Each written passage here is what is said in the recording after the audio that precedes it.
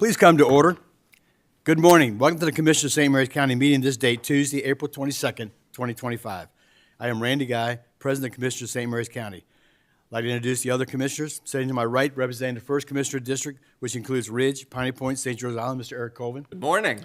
Representing the 2nd Commissioner District, which includes Leonardtown, Hollywood, Mr. Mike Hewitt. Good morning. Sitting to my left, representing the 3rd Commissioner District, which includes Charlotte Hall, 7th District, Golden Beach, and Mechanicsville, Mr. Mike Alderson, Jr. Good morning. Representing the 4th Commissioner District, which includes Lexington Park, some of California, Great Mills, and some of Hollywood, Mr. Scott Ostro. Good morning. Seated next to Commissioner Ostro at the end of the dais is David Weisskopf, our County Administrator. Morning. On my immediate right is Julia Birch, our recorder for today. Sitting at the table to my right is our Communications Director, Jenna Guzman. Good morning. Our video and media production team is behind the glass. Please turn your cell phones off or on vibrate. When you come to the presenter's table, please approach by coming down the center aisle. And remember, this meeting is being televised, so you need to speak clearly and directly into the microphone for recording purposes. In other words, look good. Next, we'll have the invocation pledge by Commissioner Alderson. Please stand.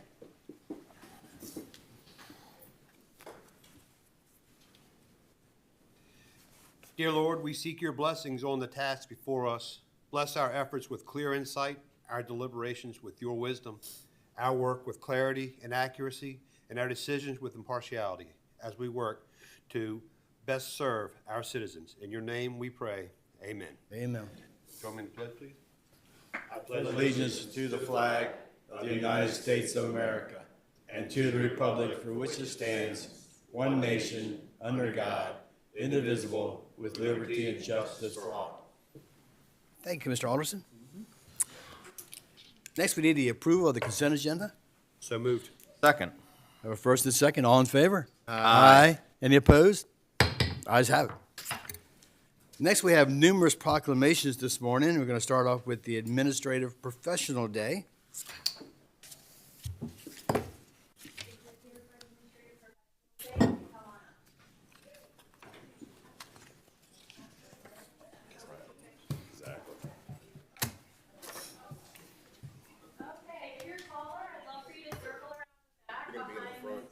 Oh, yeah, thanks. Appreciate that.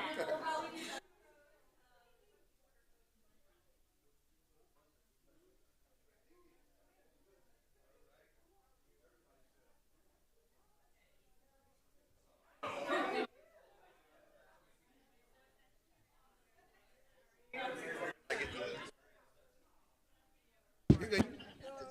it's so good to see you all. That's awesome.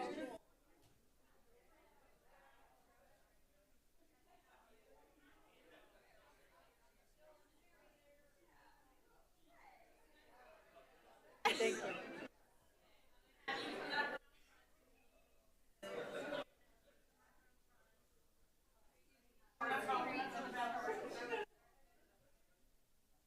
Have you right here? Just so your face can be seen.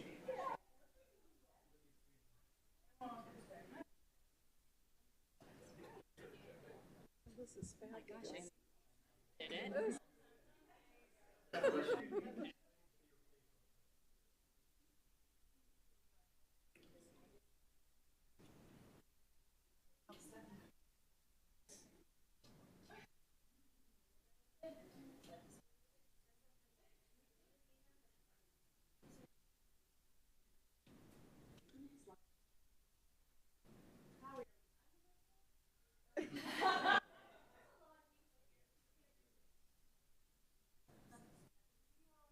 So we're going to go for it. Thank you, guys. All right, well, good morning, everybody. Thank you for being here today. I had the proclamation for the Administrative Professionals Day for 2025. Whereas we recognize the essential role administrative professionals play in the efficient functioning of government offices, businesses, educational institutions, and other organizations within our community. And whereas the work of administrative professionals requires advanced knowledge and expertise in communications, computer software, office technology, project management, organization, customer service, and other skills vital to effective office operations. And whereas these individuals serve as the backbone of our organizations, providing invaluable support to executives, managers, and colleagues while ensuring the smooth operation of daily tasks and business. And whereas Administrative Professionals Day, observed annually to recognize the importance contributions of administrative professionals and to express our heartfelt appreciation for their professionalism, competence, and efficiency they bring to their roles each day. Now, therefore, we, the Commissioners of St. Mary's County, do hereby proclaim Wednesday, April 23rd, 2025, as Administrative Professionals Day in St. Mary's County. We extend our sincere gratitude to all administrative professionals in our community for their dedication, hard work, and invaluable contributions to the success and prosperity of St. Mary's County. Signed this date, April 22nd, 2025.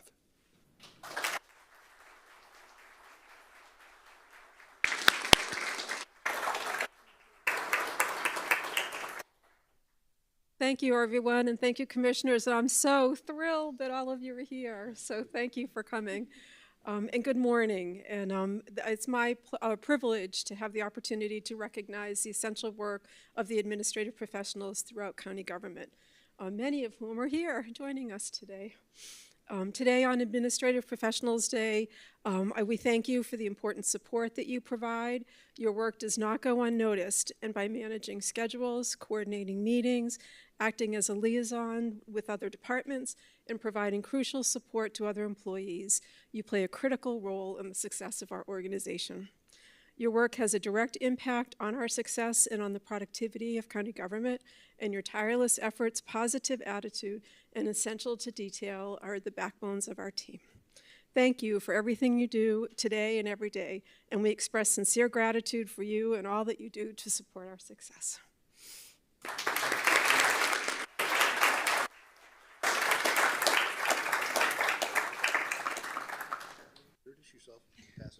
Hi, I'm Gloria Edwards. I work in the Recreation and Parks Division with a super team, and I'm thankful for the opportunity to be here. Hi, I'm Caroline Massetti. I'm a RSVP office specialist, and sorry. I'm Annette Dixon. I work for the County Attorney's Office. I'm Julie Birch. I work for the Commissioners of St. Mary's County. Colleen Wood, HR Assistant. Valerie Hayden, Rex and Parks.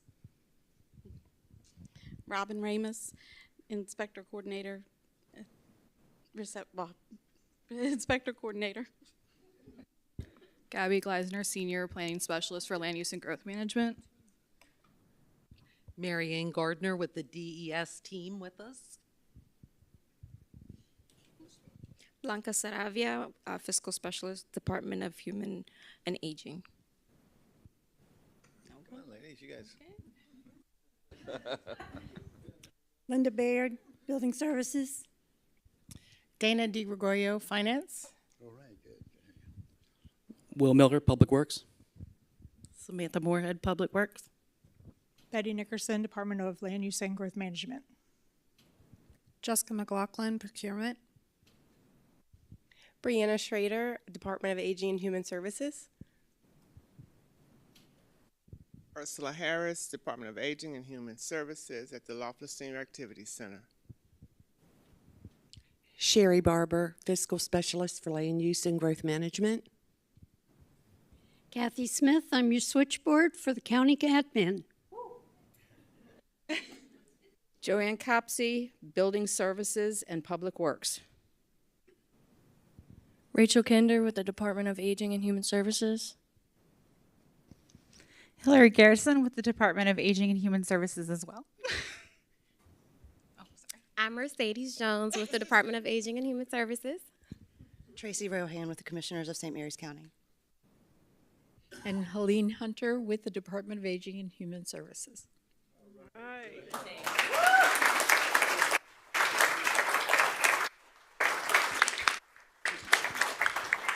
And I want to thank all of you personally, because without this team up here, the five of us behind the dais, we could not do our jobs the way we need to do it. So thank all of you.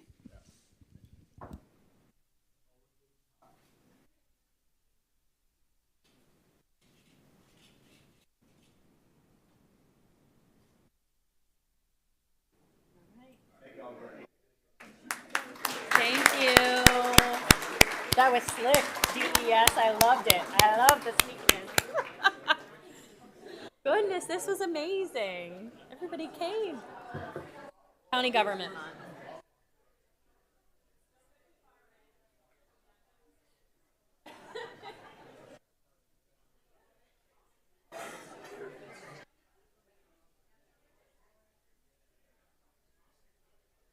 Okay, next is the National County. You taking care of that, Mr. Weiskopf, the National County Month?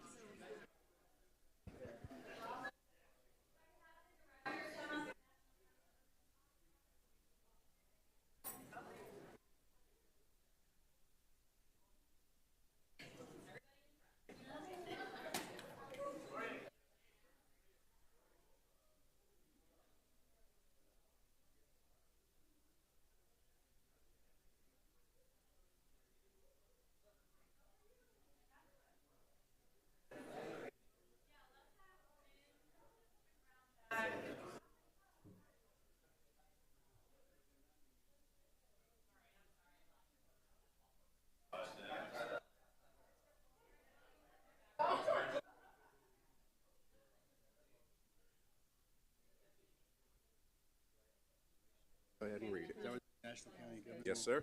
That's this. I'll get pass it on to you. We got everybody now?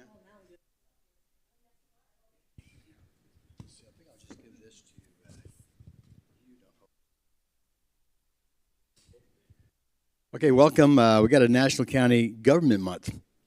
Whereas local government plays a vital role in shaping the lives of residents and fostering the growth and prosperity of communities across the nation.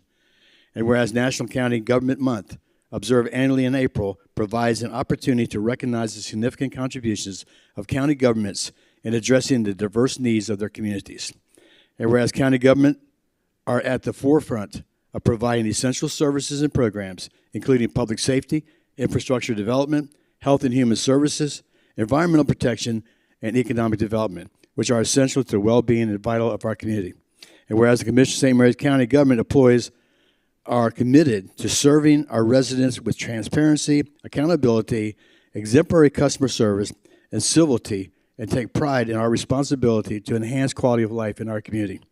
And whereas St. Mary's County Government is dedicated to its mission to deliver high-quality public service, foster opportunities for residents and businesses, and to preserve the county's natural environment, rich heritage, and rural character. Now, therefore, we, the Commission of St. Mary's County, do hereby recognize and celebrate April as County Government Month and extend our sincere appreciation to all county government employees for their unwavering commitment to public service and dedication to making St. Mary's County a great place to live, work, and thrive. This date, April 22nd, 2025.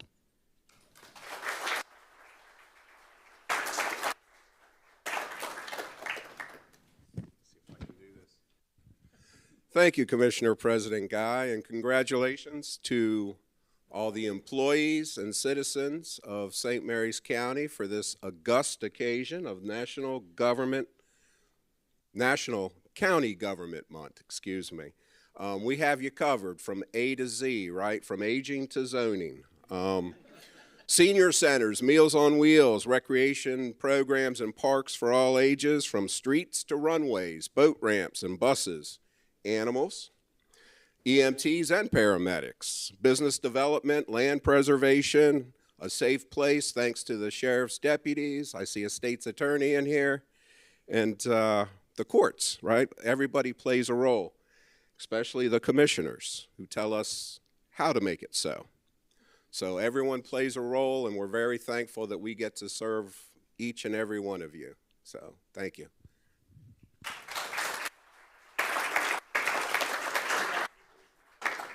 Hi, Angela Stancliffe. I'm Department of Information Technology.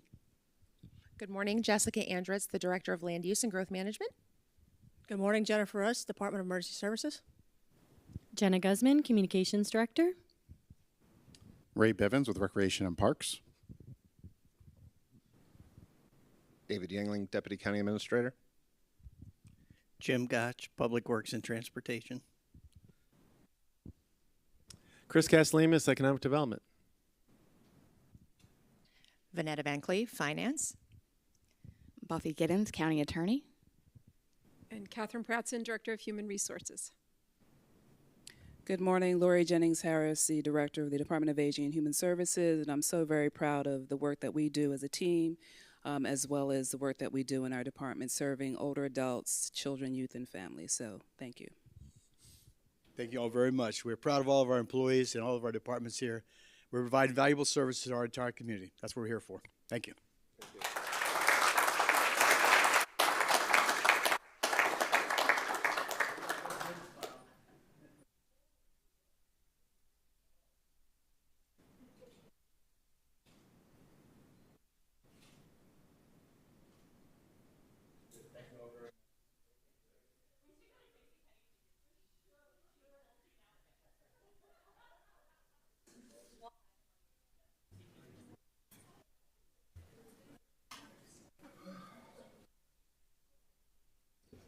Next, we have the After School Professional Appreciation Week. So those involved in that, please come forward.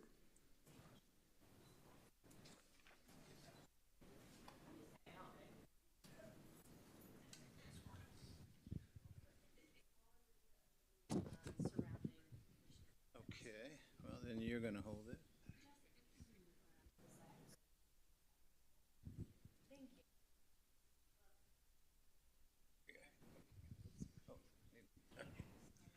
Well, good morning. This proclamation is for After School Professionals Appreciation Week.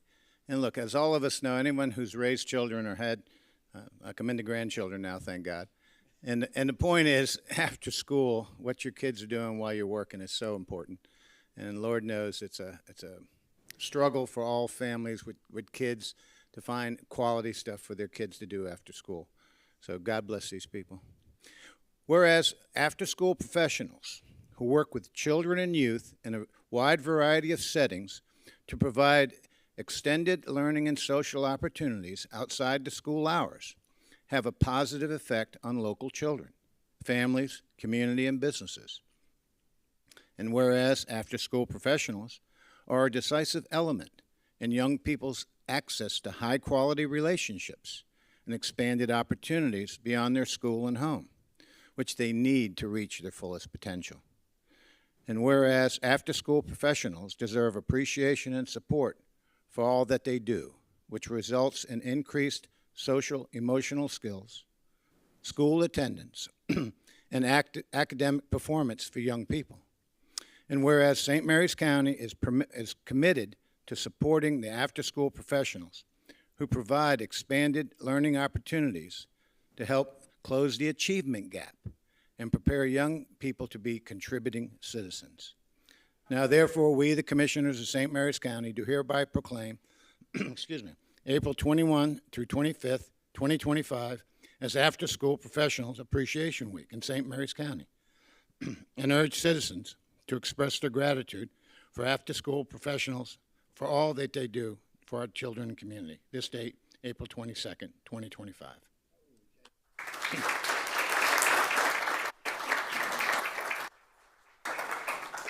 Excuse me for my voice. This allergies never got me for years and years and years, but the pollen's terrible this time. Anyway, go ahead. On behalf of Recreation and Parks, we get to touch the lives of kids in all different aspects, and we're really appreciative of the work that's done in our after-school programs. I'm going to pass the mic to Sherry and let her say a little bit about this great program. Hi, I'm Sherry Nelson, the Recreation Division Manager, and I used to be the Youth and Camp Programs Coordinator. With me today is Kelsey Hehan, who is the current Youth and Camps Programs Coordinator. We currently serve about 150 children across 5 different locations. Registration is open for next year. We do both before and after school care, and I'm going to let Kelsey say a little more. Good morning. We are actively recruiting for trained and qualified staff to join our team.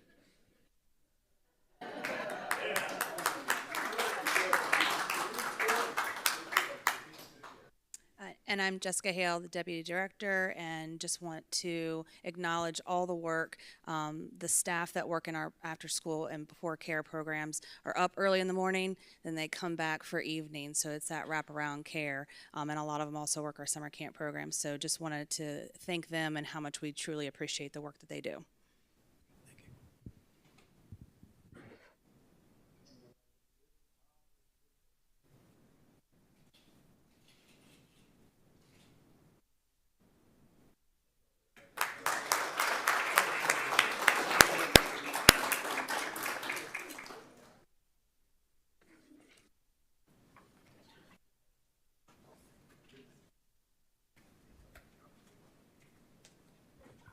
Next, we have Earth Day. Commissioner Colvin. So I think we have members of our Commission on the Environment.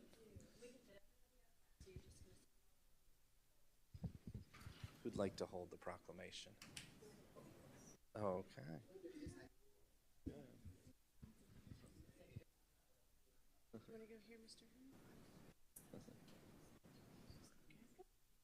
Good. Well, thank you all for being with us today, and hopefully you'll be able to share about some exciting stuff happening this Saturday.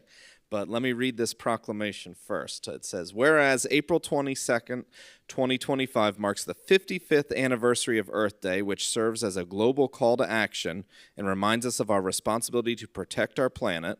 And whereas this year's theme for Earth Day, Our Power, Our Planet, emphasizes the collective strength of communities, individuals, and nations to conserve and restore our resources through actionable, sustainable solutions. And whereas as a community, we can adapt education systems to enhance climate and environmental literacy, advocate for climate action at our schools and workplaces, and volunteer at local environmental organizations. And whereas the St. Mary's County Commission on the Environment is dedicated to promoting environmental awareness locally through various initiatives such as their annual Earth Day celebration. Now, therefore, we, the Commissioners of St. Mary's County, do hereby proclaim April 22nd, 2025 as Earth Day and encourage our community to appreciate the planet we live on, recognize the many environmental issues we face, and do their part to ensure a sustainable future for generations to come. Signed this date by all the Commissioners.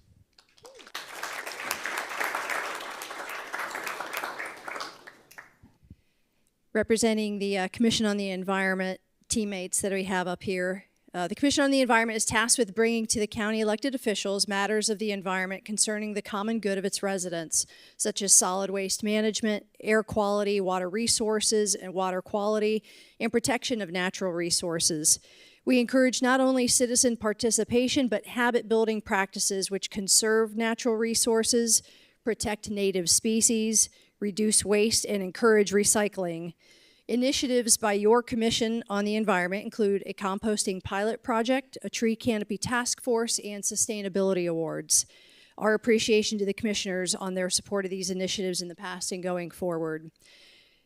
St. Mary's County Earth Day event, which is free to the public, is this Saturday at Summerseat Farm from 10 until 2. We encourage all residents of St. Mary's County, please come out. We'll have lots of vendors there, farm animals, for your participation and enjoyment of the environment.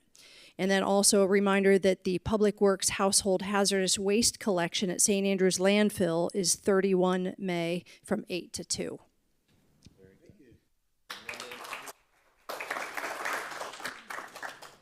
My name is Nicole Bega. I'm the Vice Chair on the Commission on the Environment. Melissa Rodriguez, Commission on the Environment. Robert Hurry, I'm new to the Commission. Happy Earth Day. Good morning, Jennifer Raley. Good morning, Amanda Yao, Environmental Planning, Department of Land Use and Growth Management. We provide staff support to the Commission on the Environment. Thank you all for being here. Let's get a picture.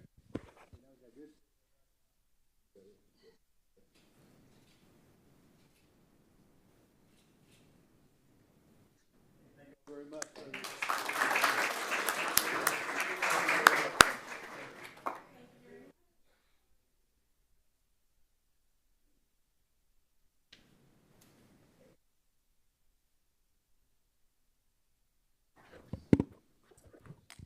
Next, we have a Sexual Assault Awareness Month.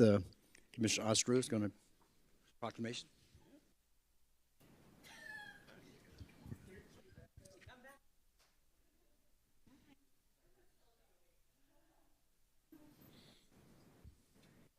Who wants to hold the proclamation?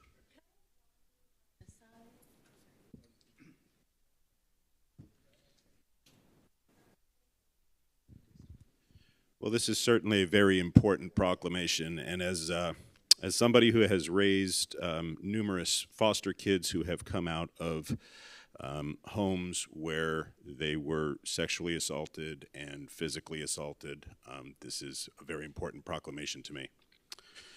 Whereas sexual Assault Awareness Month is observed each April to raise awareness about sexual violence, support survivors, and promote education on how we can work together to prevent it. And whereas sexual assault continues to be a pervasive issue that affects individuals of all genders, ages, races, backgrounds, leaving lasting emotional, physical, and psychological impacts on survivors. Whereas, despite efforts to combat sexual violence, statistics show that 1 in 5 women will experience attempted or completed sexual assault at some point in their lives, and 1 in 4 men will experience some form of sexual violence. And whereas survivors of sexual assault often face barriers to reporting crimes, including fear of not being believed, social stigma, and a lack of support, which further exacerbates the problem.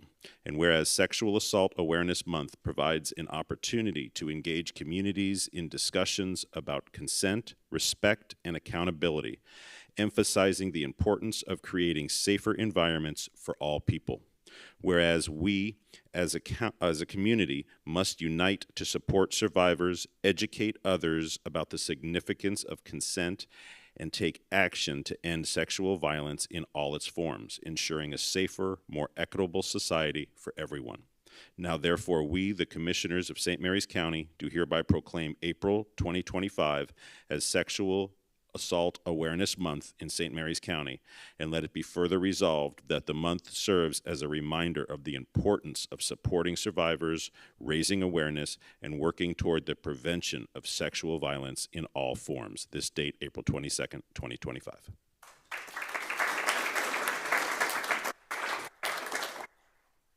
Thank you all for being here this morning. I know folks are here for a number of reasons, but I'm glad you're here for whatever reason. My name is Taylor Spencer Davis. I am the Deputy Director at the Southern Maryland Center for Family Advocacy. I'm particularly proud of our county with this proclamation because this is our first ever St. Mary's County Board of Commissioners Sexual Assault Awareness Month proclamation here in 2025.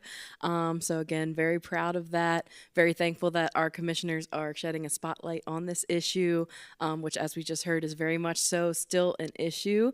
The Southern Maryland Center for Family Advocacy is here to provide services free of charge to any victim of sexual violence, and we work very closely with the local child advocacy center that provides those services when those folks are underage. And this month, by no coincidence, is also Child Abuse Awareness Month. 1 in 10 folks under 18 will be sexually abused by the time they turn 18. So these things are heavily related, and we work very closely together. I'd like to end things on a positive note with just some words of encouragement for any survivors who are out there listening. You are not alone. Your light still shines in the dark. It's okay to ask for help. Healing is not linear, and that's okay. Everybody can probably hear that one. And you deserve peace, okay? I also want to bring attention to on April the 29th, we're going to have our first ever Sexual Assault Awareness Month panel. Shemaine Jones from the center, who is our Sexual Assault Program Director, is going to be there as well. She just had a baby, which is why she's not here this morning, but she is really wonderful. We also have other amazing panelists from MedStar St. Mary's, and from the Child Advocacy Center that I just mentioned. So we hope to see you there at the Leonardtown Library at 5 o'clock, April 29th, and just thank you for being here.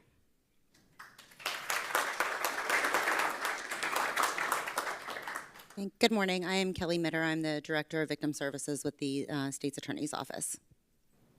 Good morning. Melissa Rodriguez, Vice Chair, St. Mary's County Commission for Women.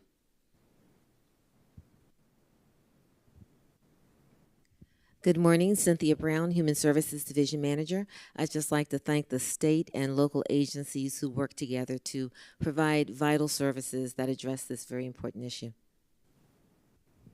Good morning, Lori Jennings Harris, the Director of the Department of Aging and Human Services, and I just wanted to emphasize what Commissioner Ostro pointed out in the proclamation. Sexual violence awareness should be not only for women, but for men as well. Good morning, Zach Varda, Assistant State's Attorney with our Special Victims Unit.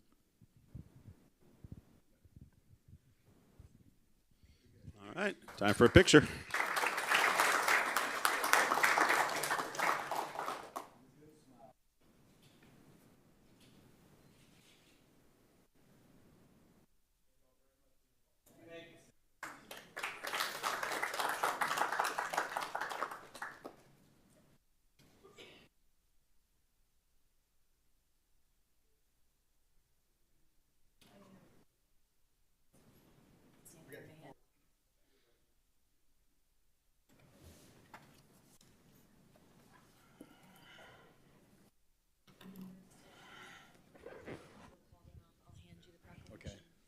Okay, next we have the Forest Career and Technology Center Apprentice Recognition Program.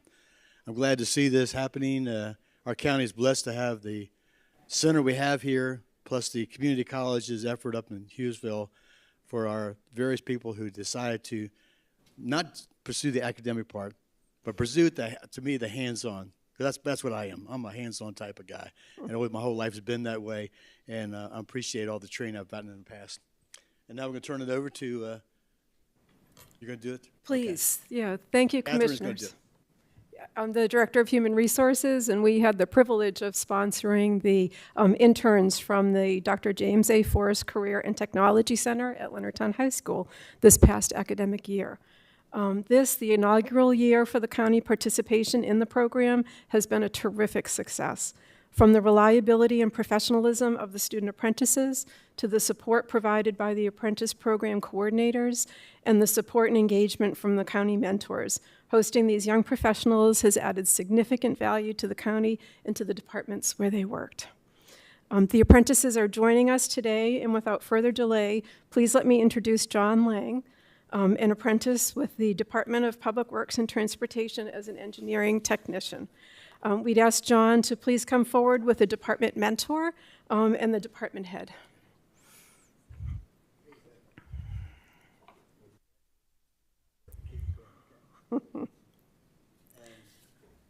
Yes, these are the department mentors for John, and John was housed at the Department of Public Works and Transportation.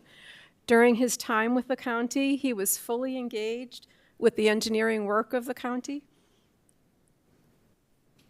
Some examples of John's contribution include reviewing and providing necessary updates to the county's road database for decisions related to future residential and commercial development, reviewing and assisting in the confirmation of grading quantities for the current FDR Boulevard construction, ensuring that the estimated bid quantities were consistent with both design and plans and field records, developing a stormwater management construction checklist for record drawings that are entered into the county's municipal storm sewer system permit, employing traditional GPS survey instrumentation for preparation of a field topographical survey, using AutoCAD to process the data collected, and then John prepared an engineering storm drain design to help alleviate flooding concerns.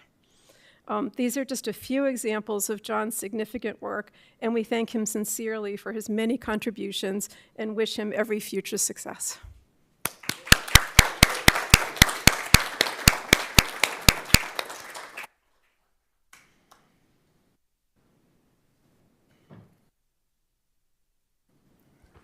Hello, thank you. Like you said, I am John Lang. I worked for the Department of Public Works and Transportation as an engineering tech apprentice.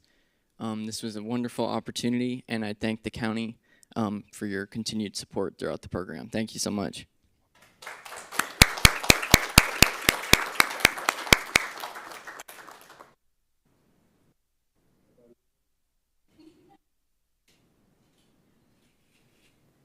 And John, if John has any family members here or any other department members, please come forward to take a picture as well.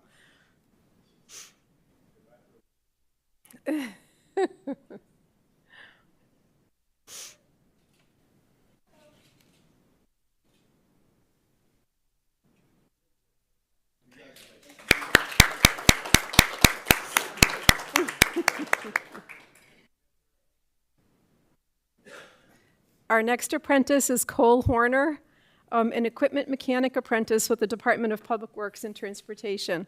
If Cole, please join us and come forward with his department mentor and department head, please.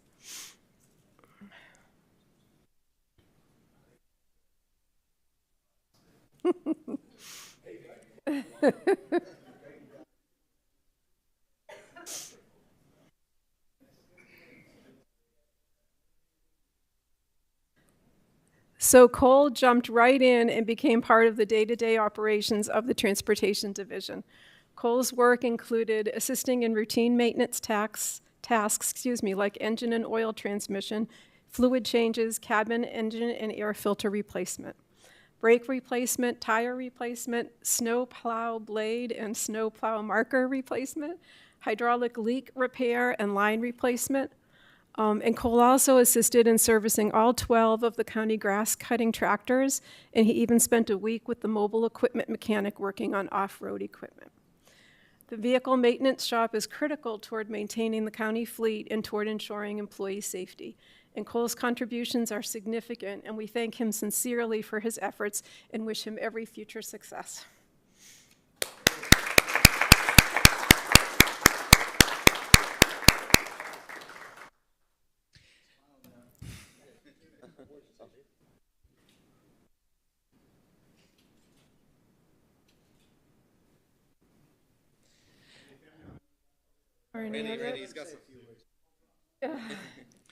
Hello, my name is Cole Horner, and I was an automotive technology student at the James A. Forrest Tech Center, and I am currently an apprentice at St. Mary's County Department of Public Works and Transportation.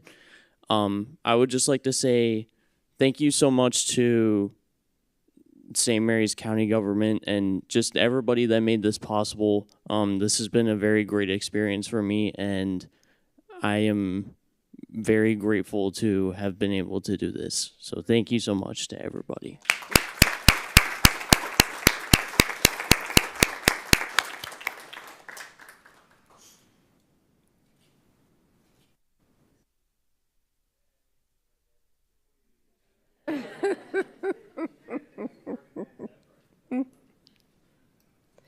And our third apprentice is Bryce Birch.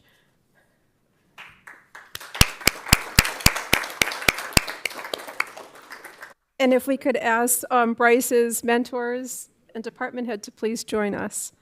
Bryce was a help desk tech with the Information and Technology Department.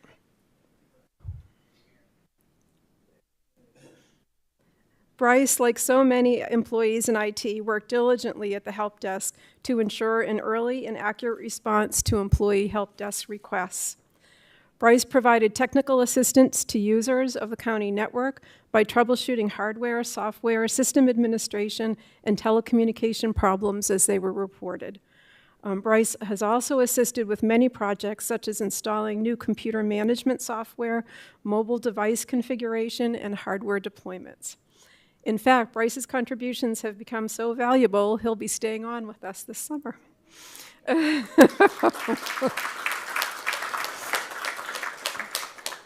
Again, we'd like to express our sincerest gratitude for Bryce's work and for your contributions, and wish you every future success.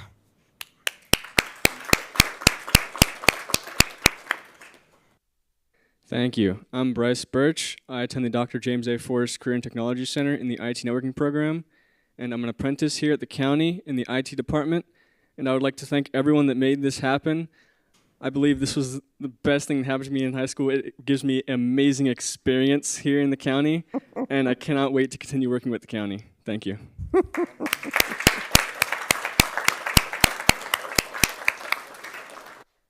And I don't know if Bryce has any family members here that would like to join us for a picture.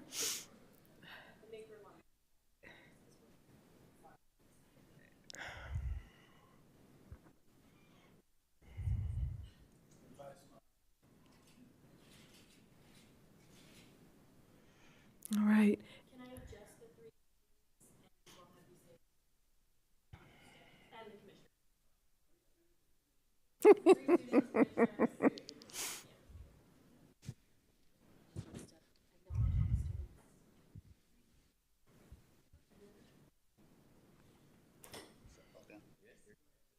Good morning, everybody. My name is Brian Glasper. I'm an Apprenticeship Maryland Program Coordinator. I'm one of the team members along with Mary Jane Self, who is part of the Patuxent Partnership, and Bonnie Kelly, who is also from the James Forrest Tech Center, and Kim White. I'd like to thank our supervisor in the back there, Mr. Mike Boyle, for the support, Mr. Mike Egan, and the commissioners as well for taking these 3 apprentices, HR for reaching out to us.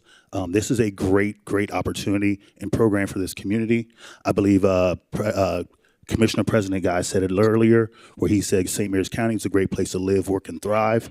We believe in growing our own, and this is a great example of it. You have everything from a auto tech student to an engineering student to an IT student, all going through different paths: workforce, college, and then continuing with apprenticeship, okay? So this is a great opportunity for anybody who's listening and watching. If you do not have an apprentice from the Apprenticeship Maryland program, you're really missing out on a great opportunity to grow your own workforce, okay? So thank you very much, commissioners. We appreciate the support that you give us. And like I said, to our supervisors and stuff, thank you very much for giving us the opportunity to do this program. And to the students, thank you for being great students and young people, and we look forward and we congratulate you and wish you well in your future.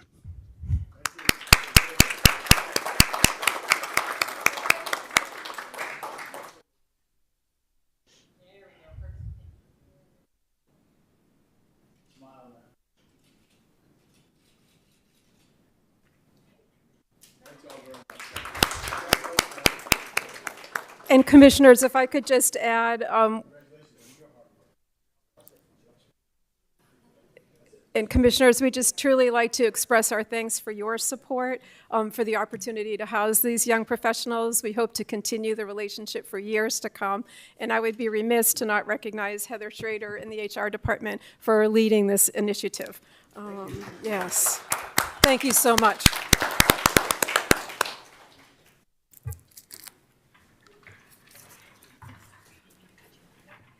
Not at all. It's all good.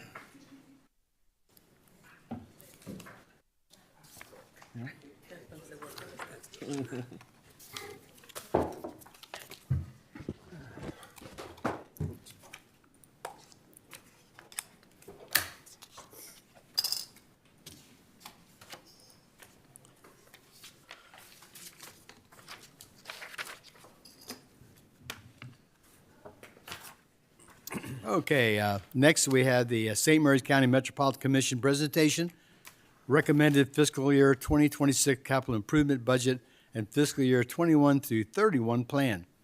Mr. Erickson, Executive Director, and Ms. Stigman, the Chief Financial Officer. Morning. Morning. Good morning, commissioners. How do you follow that up? Exactly. I'd just like to say that the apprenticeship programs and the college internship programs are incredible. We've been able to, it's nice to hear some of them want to come back. We've been fortunate enough to be able to hire 5 of our college interns as full-time employees. Tremendous. That's very good. That's good to hear. Now, they've moved on. Several have moved on, but just to be able to have them for a couple of years has been remarkable. Anyway, good morning, Commissioner President Guy, Commissioner President, and illustrious commissioners. Thank you for having us here today to present our FY26 capital improvement budget and 6-year plan. Along with myself, Patty Stigman, our CFO, will be presenting today. Unfortunately, Christy Hollander, who you usually see, will not be here today, and I will be acting in her stead. The package before you today is very similar to the presentation we made back on April 30th of last year, which was part of the FY25 capital improvement plan and budget. Your current packages in tab 1 includes detailed summary sheets of all of our proposed projects. Tab 5 are some detailed project sheets which have an in-depth discussion of both purpose and intent of the projects. Included in there is also some fiscal and cost information. As stated in your transmittal letter, our packages are divided into 2 main categories, one for water, one for sewer, with individual tabs for the various types of projects we have in each category. For example, water has water line projects, well projects, and water storage tank projects.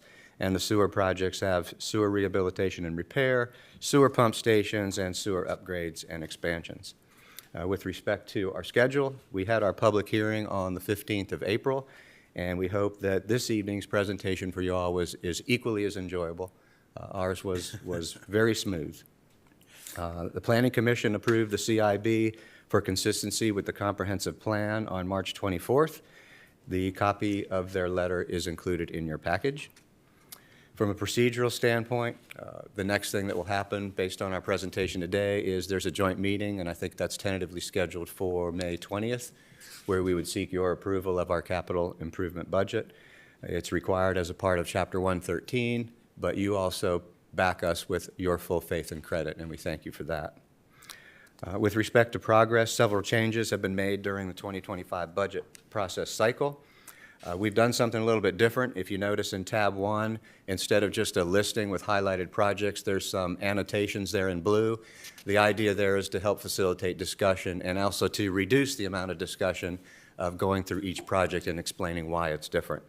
Predominantly, if you look at our capital budget in FY26, in short, our water projects are about $150,000 more than we projected last year, so we're pretty much on point with that plan. On the sewer side, we're $2.4 million more than we projected we would be this year in terms of CIB programming. That's primarily due to the fact that although you're eligible for certain projects, Piney Point Force Main in particular, the state said BRF funding was coming our way. We were eligible, we didn't get enough points in the end. So lesson learned for myself and our CFO, whenever I'm sorry, Mr. Erickson, you didn't get enough what in the end? Points. So you're eligible. Point system? Eligibility gets you into the queue, but the point system rates you, and if you don't make the cut because they only have a certain amount of funding, then you fall off. Okay, got it. So our lesson learned was if you think you're going to get grant funding, don't show it as grant funding. So we had to reprogram and put additional $3.5 million in there because we did not get Bay Restoration funds. So always assume worst, and if you get a grant, come back with the great news. Don't come back to your board with the opposite news that you have to add money into your CIB. So that was a lesson we learned last year. With respect to debt, ideally there'd be no discussion about CIB if we didn't talk about debt and how projects are going to be funded. Patty Stigman, our CFO, will get to that in a little bit more detail, but ideally you pay off your debt faster than you incur new debt. Extremely difficult to do. What I'd like to report to you today is that we retire our debt at about $8 million per year.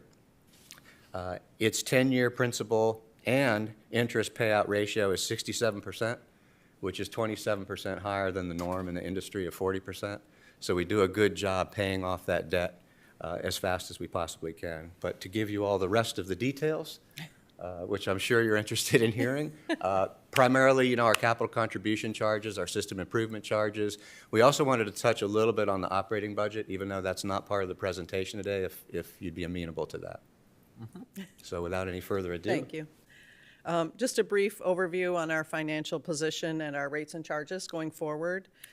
In our annual report, which has already been submitted to you, we've met all of our performance measures within our target policy for service affordability, sufficient operational reserves, the debt service coverage ratio, as Mr. Erickson mentioned, and outstanding debt versus operating and debt service revenues. So we're happy to report that. And that information is in tab 4. And again, in tab 4 is our existing and proposed debt service and debt for FY26 and projected out to fiscal year 2031. At the end of fiscal year 26, we have budgeted debt of $141 million. But in actuality, we only borrow as cash flow warrants. So we generally have historically maintained about 86% of actual debt versus that $141 million, which we budget for. As like the county, you have to budget the full debt of your capital budget. But you don't use it? We don't borrow it either. It's Okay. Yeah. When was the last time you did borrowing? 2023, end of 2023, we closed. Okay. On Now one. tell me, and I should let you finish. Go ahead. Well, we can talk about that in the debt service. We also, with the legislative combined debt limits for the county government and METCOM, we have an additional cap of $70 million in excess of that $141 million. So that's there for emergencies. We've never had to implement anything like that, but it's good to maintain that. We like to maintain our debt, our average debt between 120 and 140 million.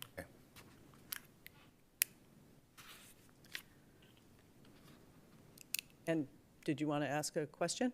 You ready? Yeah. Okay. Tell me, several commissioners at a meeting recently, and I was asked about Metcom debt. I was asked about county debt too.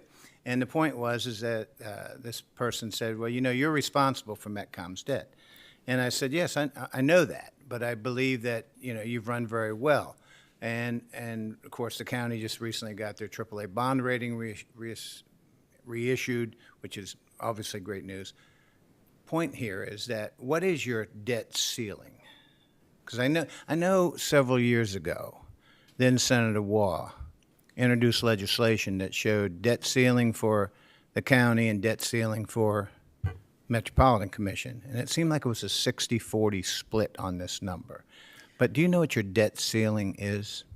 In percentage-wise? How much could you borrow legally? That's the term. We could actually, the range this year in fiscal year. No, just say if for some reason you had to do your debt ceiling. What is is it 200 million? 100, yes. 235? 235. Yeah, now, and here's my point.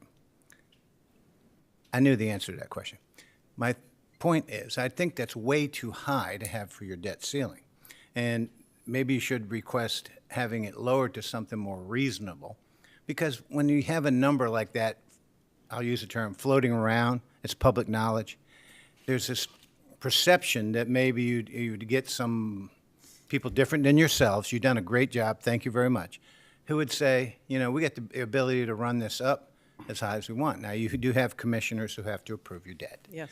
But the key gets to be is having the ability to borrow what you need, not having just the ability to take it up to a number that you'll never go to. So my thought process would be is not that I'm looking to increase county debt, I'm not, but we all have to work within our means. I just think this 235 million number is way too high. Well, as you may recall, when the legislation passed and the debts were separated, yes, Medcom's number was in the billions. I don't know if you recall that. It was a 25% number. It was a ridiculous number. It was. So when that legislation went through, both the county code as well as St. Mary's County's legislation reduced both of those caps. So when you ask the question, what is our cap?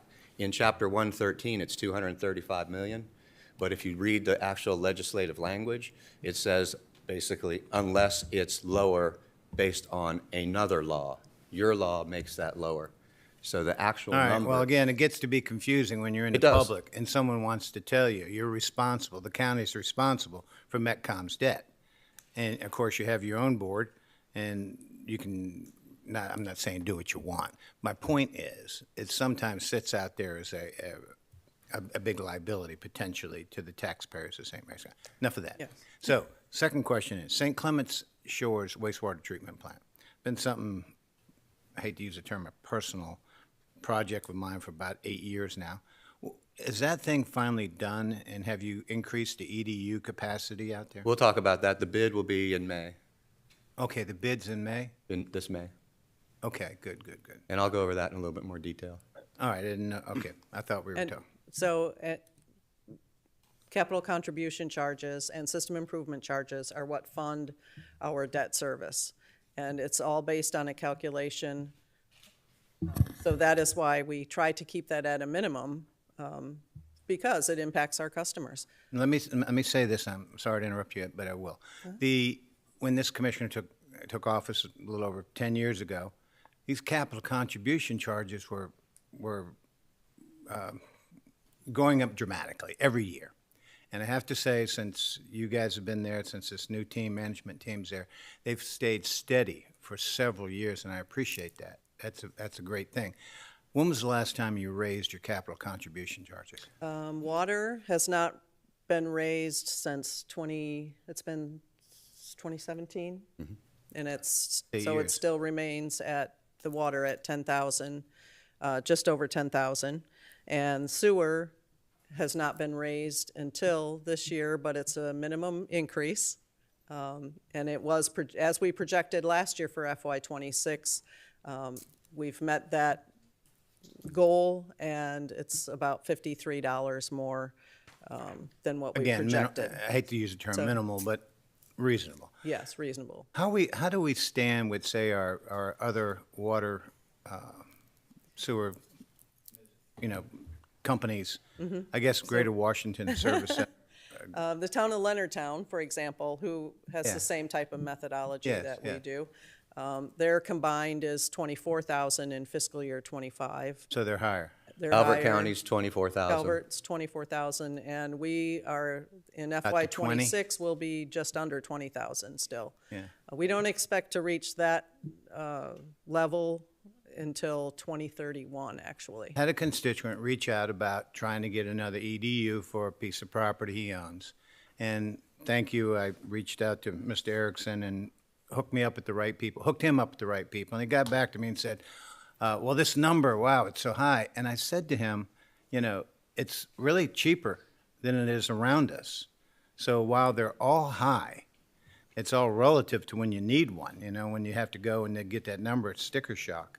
But still, it's better than what we have north of us or over the bridge from us. Yes. So I thank you for that. Well, I think one thing we do a little bit differently with our debt is one of our performance measures. It has to do with affordability, and you can look at you can look at our entire county as a median household income, but when you look at Lexington Park by itself, it's a different number. It's a little bit lower.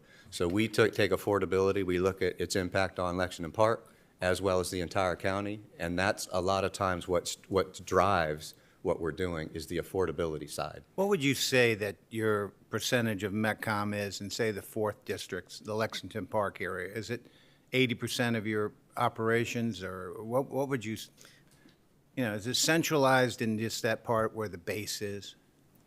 That is the majority, but then Wildwood is also a large area. If Lexington Park, that whole California. central area of the county, I would say 75 to 80% of customers. So I look at, it's funny that Patty's looking at it on the engineering side and I'm looking at it on the fiscal side. Usually it's the other way around. On the rural side, where we have less customers, if you look at what's the majority of our cost, the cost is more to serve the rural areas than it is the centralized areas. But most of our customers are in the centralized areas. So when you look at cost per capita or cost per mile, it's a lot more expensive to go further out. So we try to balance both. And then back to the debt, if I could, one more second.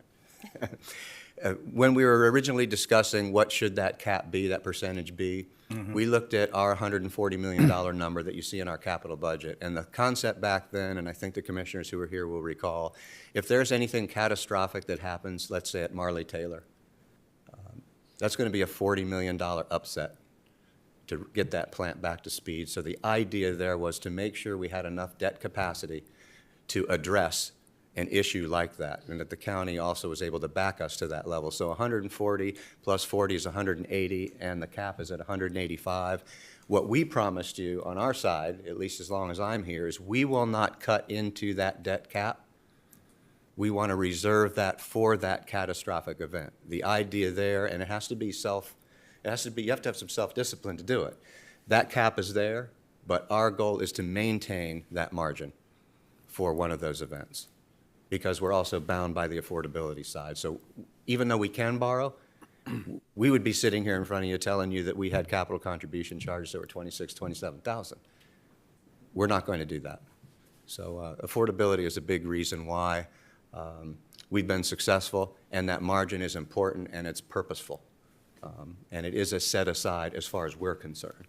But we understand where the constituents would be coming from with that number.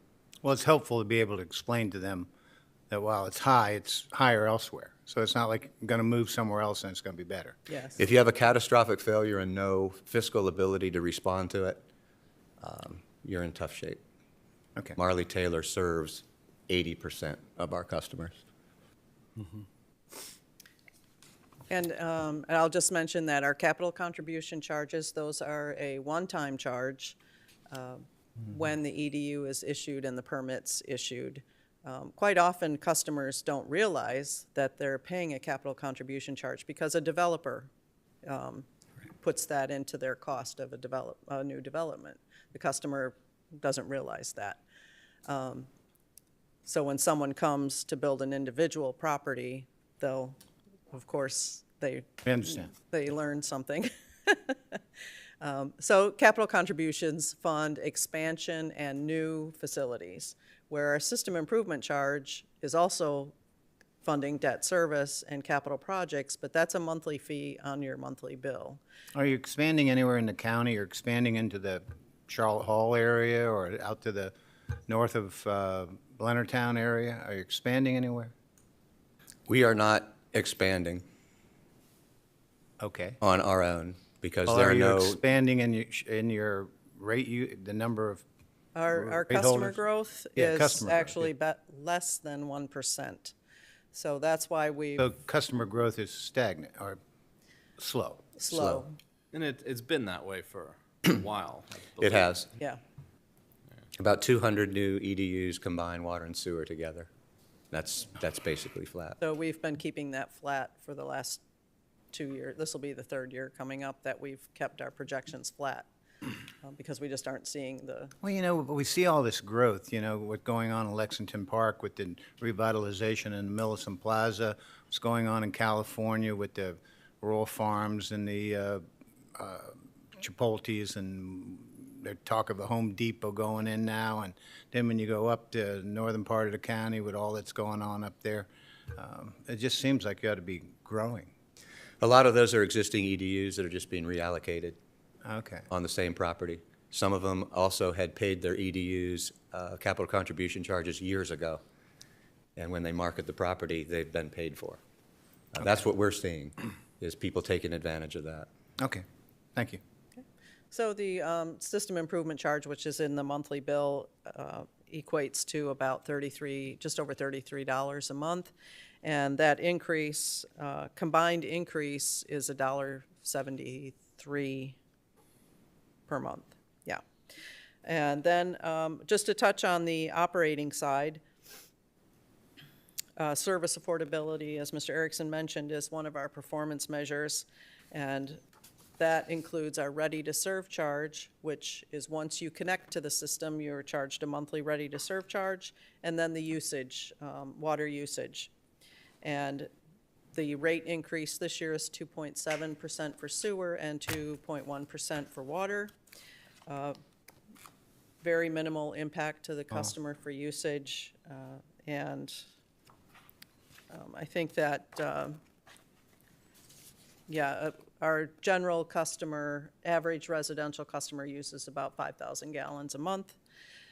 So the impact, we think, is very reasonable. And you talk about constituent questions. We answer a question 3 or 4 times a week. What is this $5 Bay Restoration Fund, and why are you charging us that? Flush tax. And again, for the public record, the Metropolitan Commission is required to collect that on behalf of the state. And it's just a pass-through. So it is not a Metropolitan Commission charge that goes to service anything on your bill. So if you have a $35 water bill, $5 of that goes directly to the state. Flush tax, whatever the. I think that was called when it was passed. Yeah. So look, let me ask you a question. What's been hovering on our radar is Stewart's Grant, large residential subdivision down there on Route 5 off of Great Mills Road. Now, that's going to be, I would assume, some kind of an impact on Metcom. Do you have an EDU capacity for something like that? That all flows to Marley Taylor. I think the total number they need is around 1,200 maybe. That's quite a few. There's enough EDUs capacity in Marley So Taylor. there's no issue as far as adequate public facilities with water and sewer? No, but if that project takes all of the remaining EDUs, we do have an issue. It's Well, not. they're talking 10 to 12 years for that project to take place. There's no way to secure that for them necessarily. Leonardtown has an interesting public works agreement process that we're looking into that allows developers to secure those EDUs by purchasing, by guaranteeing a purchase of a certain number, whether or not they use them over that time frame. So we're Well, looking how at. does that take care of cost and inflation, or just with the rates going up? I mean, we ran into this with You're always Wildwood. smart to buy your EDUs Absolutely. early. Wildwood did that, 40 years ago? Bottom line was, you don't charge for EDU hookups in Wildwood, do you? No. I know. That's always That was been- part of the PUD. I know, that was a. One thing heck of a about deal. flat rates also, commissioners, in prior years, when the capital contribution charges were increasing fairly drastically, developers jumped faster on it because they wanted to pay that cheaper capital contribution charge. We've been flat, basically flat for the last 6 years. So there's no pressure being put on them on the fiscal side to progress earlier than the market would require. Well, So- keep an eye on what you're looking at with Leonardtown, and if you can see a better model, maybe adopt it. But that would be a good topic for our next joint meeting with your board and our board. Because it'd be interesting to understand how Stewart's Grant's going to fit in, or any other larger scale development will fit into your plans with EDUs. The toughest sale we have there is Pax River holding on to EDUs from a resiliency standpoint, and they're not used. How And many do they that's have? Yeah, what are you talking? 2,000 something? Over 2,000. How many are And not used? That many. Holy They are smoly. paying for them, but they're not connected What is the reasoning behind that? because they've been paying for them, and if we want to buy them back from them, we can. Are they paying the going rate? I mean, they didn't get a deal on those, did they? No. No. All right. It could be a good topic for our next joint meeting with.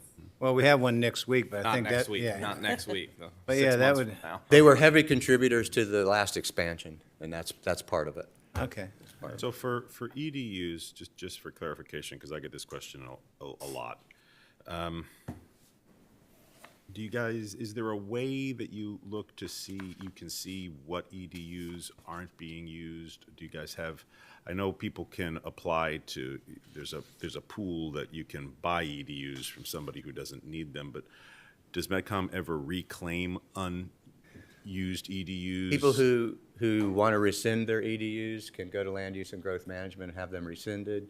The EDU transfer program is another opportunity. We can run a list, a query of customers who are paying their EDUs but are not connected. Right. That's easy to do. And if So they there's don't pay their EDUs, say I have 5 and I'm not paying for them, do you have a method to see, well, they haven't been paying for them, so we're going to reclaim them? That would be a rescission through Land Use and Growth Management. Most people value. So tell me, if somebody called me recently and said a property gone into foreclosure, somebody bought it from somewhere out of the county, and this person re-advertises having an EDU available for the property. And their point is if the property went into foreclosure, it would seem that they weren't paying their EDU, because if they're not paying their property tax, I mean, point is if that happens, does the EDU automatically cancel out for that piece and go back, or is it still It allocated? runs with the property. So it's So still the allocated? EDU's been purchased for that property, Okay, okay, not the person, it's the property. all right. Okay, thank you. No, great questions. And unless you have any other questions, Mr. Erickson can review some projects. I'll just pick a couple pet projects. We'll start with Commissioner Hewitt's pet project. St. Clement Shores should be bid this spring. What you'll notice in the CIB, especially in that front tab regarding changes to the projects, we put an additional $3 million in there for the extensions of the sewers and the upgrades of the existing sewers in that area to help make the affordability of the connections more palatable when the special taxing districts go forward. So that's one big thing we added to the CIB this year. That's important. The project itself should be bid in May. It'll probably be out on the street for 8 weeks, 2 months. Then there'll be the approval process with MDE, which can be lengthy, but it's about a 2-year project. So the idea is to put those sewer line extensions in near the tail end of the construction of that sewer wastewater treatment plant expansion. And so Well, that's the speaking purpose of of the the pet, timing. and I hate to use the term pet project, but this project came to my attention when I was running for commissioner back in 2014. And the people out there had approached me about trying to get access to the St. Clements wastewater treatment plant. We told it was full. He had 3 daughters, and he said the thing was his system failed. He was right there on the water. It was a quality of life issue for him because they had to decide who took showers when to flush the toilet when. It was a big deal for them. And in researching that, I went to several other homes and they had the same issue. But nobody wanted to come forward. because they were afraid if they told the health department or if someone found out, they would be stuck with some $30,000-$40,000 mound system or something. So Holding they, tanks and whatever. yeah, whatever. They were just, it was a quality of life issue. That's what got me on it. But we've got a long way out there, and I appreciate everything you guys have done. One of the issues, though, and those people actually ended up getting hooked up, but to the tune of $64,000. They got $20,000 in Bay Restoration funding, so there were $44,000. But I remember talking to him, I said, not everybody can afford that. He said, well, you know, my wife and I was investment, took another mortgage on the house, that type of thing. But he said it was worth it because we can take a shower and flush the toilet anytime we want. And that is a big improvement in my quality of life. So that was a great story. But where I go to with this is one of the issues was you had increased EDU capacity, so you could hook up more of those failing systems. But the problem was you never had a trunk line that went down there. And did that ever get figured out? That's what we're putting another $3.7 million in the CIB to do. I support it. To that point, the problem water and sewer areas that you've heard about for the past 4 years is making some traction in the comprehensive plan. We sat down with Dave Weiskopf, David Yingling, and land use to get some traction. And St. Clement Shores has always been used as the model. And I just wanted to tell the board, or remind the board, you know, St. Clement Shores was in a no-plan service area. It became a health crisis. The Metropolitan Commission's put up $20 million to fix a problem. 10 million of it, fortunately, came out of Bay Restoration funds, so 10 out of the 20 million. But it's going to be another 15 million to extend all the sewer. We've got these other areas of concern in the county. Let's make sure. Let's fix one first. Let's make sure this is the model all the way through. Yeah, that's been the But key let's all start along. getting some traction in the comp plan, and I thank the board for allowing your land use department to get that optic up a little bit higher. Get it out of the comprehensive water and sewer plan and up at the comp plan where it needs to be. Because you're right, it is extremely expensive. And if you don't have enough people in that small service area, the cost per capita or per property is really high. ridiculously high. I agree. Ridiculously high. Not a lot of other projects really to talk about. We've been following our plan. On the water side, we did want to talk about one project that's sort of exciting. It's called AMR to AMI. I don't know if you'll recall how SMECO operates. They have everything in the cloud. They can get instantaneous meter readings. When the county did the 911 tower system, you remember that there was a propagation study done. Propagation study determined how many towers were needed based on the radius that each one could communicate. And you looked for some overlap. And the big argument back then was it 12 towers or 8 or 3, and it never was enough. Similarly here, when we read meters, we have a radio read technology, but you have to drive by to read those radio reads. You don't have to go up to the house and read the meters. Well, we came up with this new system based on, I guess we just had, we went to one of these fairs, and this technology came out of nowhere, and there are these boxes called gateways that can go on top of your water towers. So you don't have to build a tower. And they can cast a large 2-3 mile radius and pick the signals up from all of those meters. So if you have a leak, we'd be able to tell you much earlier.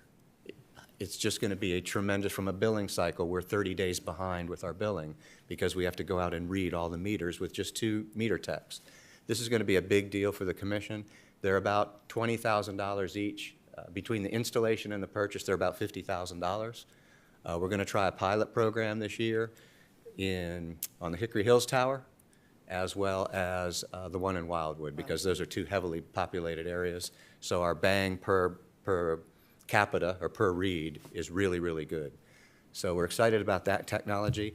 That's one. And the reason it's more cost-effective for us is that we already use the meters and registers that pick up that digital signal. So we don't have to replace meters or registers. Oh, good. As part of this. Good. And there's one project, the Spring Valley Drive sewer main replacement. We only left this in here. It's a 0 number because it is a change from the 6-year plan. We did a facilities plan, and the engineers get together and they tell you where you might have issues. And we put this project in because the sewer line was flat and there was a concern that it wouldn't have self-cleaning velocity, which is 2 feet per second. And we ended up TVing the line last year, televising the line. The line was flat, no signs of deterioration, no accumulation of debris. No point in leaving the project in there. It's got 30 years of useful life. There's no need to have a $300,000 or $400,000 project in the CIB. So we eliminated it. And we left it on here just so we could have that discussion. There are also 2 or 3 projects where the engineer's cost estimate went down. You typically don't see that. You usually see it going up. But we've reflected those cost estimates when they've gone down. And unless you have any questions, any additional questions, call us anytime. Please email us, text us. Commissioner Hewitt's good with that. Mr. Alderson, Mr. Ostrow, actually Eric as well. Everybody reaches out to ask questions. Keep doing that. We want to invite you anytime to visit our facilities. We have the Hickory Hills Tower, which is our largest water tower. We've got Marley Taylor, our largest wastewater treatment plant. And Great Mills Pump Station is awesome. It's down there at the intersection of Indian Bridge Road and Great Mills Road. If you haven't seen that, which you don't see when you drive by, we encourage you to call us so we can tour you through the facility. It's something to see. It really is something to see. Look, we're running behind, but I got to ask you this one question. I ask you every time. Undrawn debt. How you looking on that? I saw this thing said you didn't have any with MDE. So the Commissioner Hewitt calls this the old money. Back in the day. Let's just say it costs you money and you need to use it when you borrow it. The last project on the list is the Piney Point wastewater pump station. It's $7.1 million, and that'll retire those old numbers. So one project left, it'll be bid this spring. Thank you for your work on that. $50 million down to zero. Yes, I agree. It was $51.1 million. Yeah. That was $2,117,000 in interest rate holders were paying. Yes, that was government fat. I recall providing you that number. Yes, I remember. But we appreciate your patience, and that's why we haven't borrowed significantly. And one final comment: we have MDE loans and DHCD loans. The interest rate is not considerable, but it's enough when you project over 30 years. MDE is a pain. It's Davis-Bacon wages. You have to fit a certain schedule. That's what caused us in some cases to borrow earlier because we were out of cycle. DHCD is very forgiving. The interest rate's a little higher. You can borrow any time, which means you can borrow when you need it. But the problem with DHCD is you have to start paying P&I 180 days after you settle. You do. Yes. You do. I know, but so borrow when you need it. Build it within. Borrow when you need it. 180 borrow days. when you need it. Borrow when you need it. So No. We agree. We agree. So the next time you see us, it'll probably be DHCD, and we will need it, and we'll give you a status report on those projects. And each time we come before Make sure you, you're not polluting St. George's Creek anymore. Thank you. Gotcha. Mr. Erickson, thank you very much. No, thank you Patty, so much. Thank you very much. Thank you so much. Good presentation. Thank you.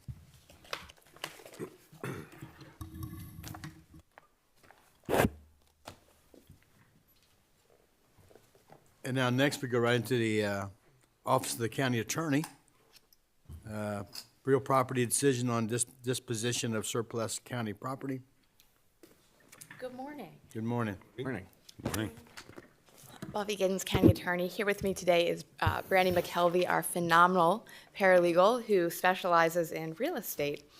I was back before you in March to ask for a public hearing for the disposition of our surplus properties. We have 41 properties currently. We held that public hearing on April 8th. Mr. Hauser stood in for me. We had 5 individuals that either spoke or submitted written comment, most of whom were interested in the surplus property process and more information about that, as well as I think somebody also submitted an application. We are here today to ask for a final decision for disposal of those 41 properties. We'd be asking that for 40 of those properties, we be allowed to sell those for the cost of the taxes as well as the legal fees that we incurred in foreclosing on those properties. And for the 41st property, for one property, we would be asking to use a real estate agent to work with that individual to sell that property. That particular property is 45095 Blackwell Court in Piney Point, Maryland, and it is a buildable lot, which is a little bit different from our other properties. What else can I tell you about these properties? For anyone who's interested in making an application to purchase a surplus property, they can get that application off of the county attorney's website. And if the commissioners are so inclined to dispose of these 41 properties, we will be updating our sales list also on the website so people can go to the county attorney's website and see which properties we have for sale.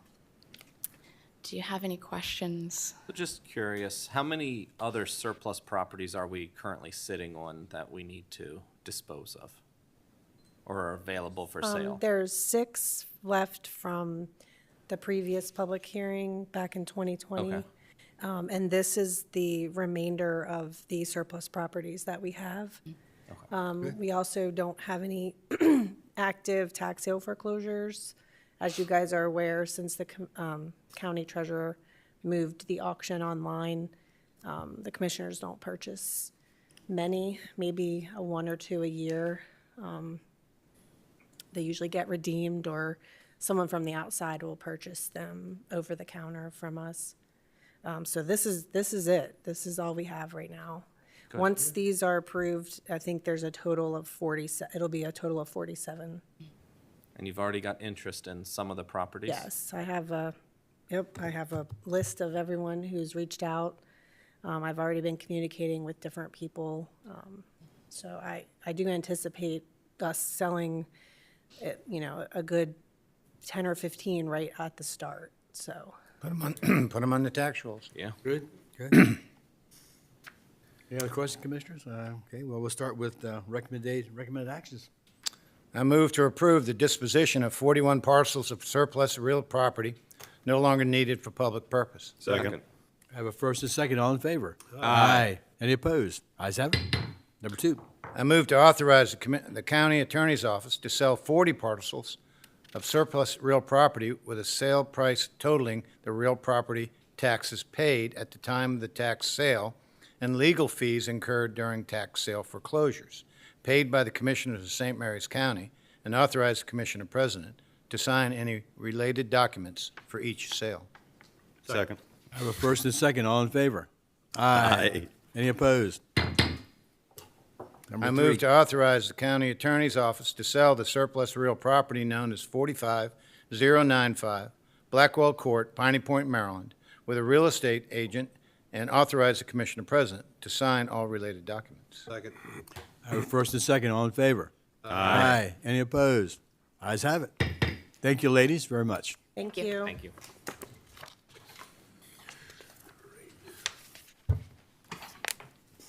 Okay, we now move on to county administrator time. Mr. Weiskopf. Thank you, Commissioner President Guy. And as always, we'll start with the draft agendas for April 29th and May 6th. On April 29th, you'll start at 9 a.m. with the joint meeting of the Commissioners and the Commanding Officer of NAS Patuxent River Encroachment Mitigation and Prevention meeting at the Frank Knox Employee Development Center, which is just past Gate 2 entrance on 235 in Lexington Park. Then you will reconvene here at 11 a.m. for the invocation and pledge, followed by 4 proclamations, one for Law Day, one for National Drug Court Month, Hurricane Preparedness Week, and Maryland Flood Awareness Month. Department of Land Use and Growth Management will have a public hearing for Goddard Road, followed by the State of the College for St. Mary's College of Maryland. County Administrator time, Commissioner time, closed session for real property and legal advice, adjourn, and then have 2 6:30 public hearings, one for the animal ordinance revision and one for golf cart ordinance. May 6th, you will start at your normal time and place, followed by 4 proclamations, Travel and Tourism Week, Small Business Month, National Nurses Week, and Historic Preservation Month, followed by Historic Preservation Commission Awards, County Administrator time, Commissioner time, adjourn, 11:30 a.m., have an off-site Law Enforcement Appreciation Day, followed by a 1:30 budget work session, followed by public forum at 6:30 that evening. And starting today on the County Administrator agenda is the Sheriff's Office with fiscal year 2026 cooperative reimbursement agreement for child support, presented by Lottie Bell, their finance, and Captain Russell. Welcome, welcome. Welcome. Good morning. Morning. Morning. This cooperative reimbursement application agreement is for $834,968 total. This includes $519,536 federal money and $315,432 county funds. This grant will reimburse approximately 63% of the salary, fringe, fuel, maintenance, telephone, and supply costs for the child support unit. The related 3.58 grant positions and funding are included in the FY26 recommended budget. This grant is for less than is in the 26 recommended budget due to a reduction in salary and fringe. Costs are less since the budget for one of the officers' positions is proposed to be filled as a contract deputy versus a corporal. A budget amendment will be submitted once the final FY26 compensation changes and budget are known, and we respectfully request your approval of this application agreement. Tell me, how many active deputies do you have working child support? 2. Okay, would it make sense to go all contract? Just one of them was. Well, I mean, I know, but why wouldn't you do them all? I mean, I guess I like deputies patrolling the streets, and maybe we could contract out this kind of stuff to save money on that. I think when the opportunity is there, we will do that, but that opportunity isn't always there. Okay, that's a good answer. Thank you. Thank you. Just like with the courthouse, it's probably an older one that is under the old system, but new ones, I think, are going that direction. All right. All right, I move to approve the FFY 2026 Cooperative Reimbursement Agreement and budget documents for the Child Support Grant from the Maryland Department of Human Services in the amount of $519,536 federal and $315,432 county funds, and authorize the Commissioner President and Sheriff to execute the related documents and staff to submit. Second. I have a first and second. All in favor? Aye. Aye. Any opposed? Ayes have it. Thank you all very much. Thank you. Thank you. And next up from the State's Attorney's Office is a reorganization of positions. Acting Chief of Staff Jessica Hall, accompanied by our HR Director, Ms. Catherine Pratzen. Welcome, welcome. Good morning again. Welcome. Morning. Good morning. Morning.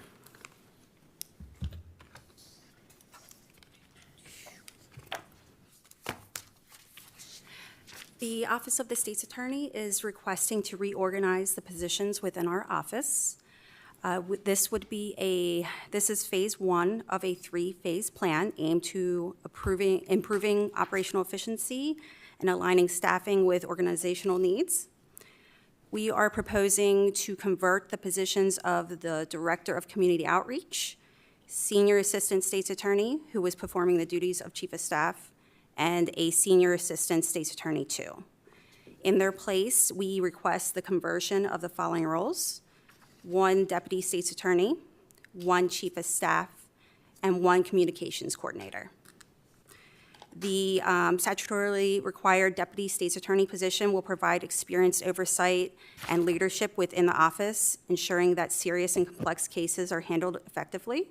The role will directly support the State's Attorney by managing executive-level legal decisions and maintaining the efficient workflows for the legal system. The Chief of Staff will enhance efficiency, ensure proper alignment with the administrative nature of the role, and eliminate the need for a licensed attorney in a position that does not require legal expertise. And then finally, the third role, the duties previously held by the Director of Community Outreach will be refocused under a Communications Coordinator. This role will handle news releases and community outreach. Given the scope, the current scope and the nature of our community engagement, a director level position is no longer warranted. The community coordinator will fulfill these responsibilities in a more cost-effective and focused manner. With this phase one, It is expected to generate a salary savings of $63,254.